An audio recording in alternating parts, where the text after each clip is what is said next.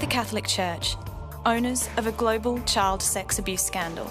In the past 50 years, around 30,000 people in 25 countries have reported abuse by Catholic priests. Church officials stand accused of failing to report cases to secular authorities. In a recent letter of apology to Irish Catholics, Pope Benedict XVI said fast-paced change and secularisation has led to moral decline, blaming modern society. But the Church's own paper trail shows it has known about and failed to deal with the problem for 2,000 years. The first recorded link between priests and paedophilia can be found in a manual for church officials from around AD 60 called Didache. Older than the New Testament, it made the rule clear: thou shalt not seduce young boys.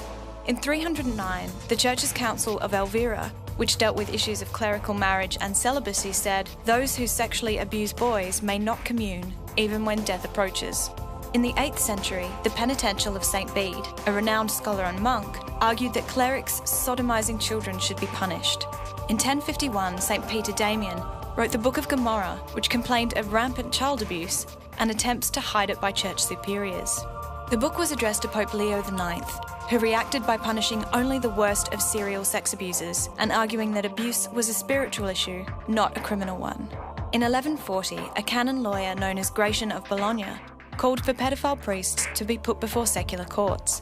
In 1568, Pope Pius V acknowledged the problem in the papal order the Horrendum, calling for paedophile priests to be charged.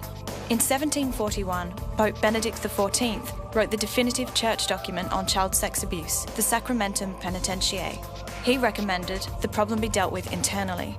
Historians of the Church say that by the 17th century, a system of promoting and moving priests to avoid scandal had developed. In recent times, church laws passed in 1917 and 1962 called for cases to be handled in secret, with no requirement to report offenders. In 2001, head of the Holy Office and future Pope, Cardinal Ratzinger, argued abuse allegations should be dealt with under the Church's greatest level of secrecy, that of pontifical secret. This week, the Vatican pointed to guidelines created in 2003, but unfortunately not circulated, requiring offending priests to be reported to police. A small step forward, or further evidence of bureaucratic failure? The Catholic Church, owners of a so-called modern problem that goes back 2,000 years. Big on sin, big on guilt, not so big on confession.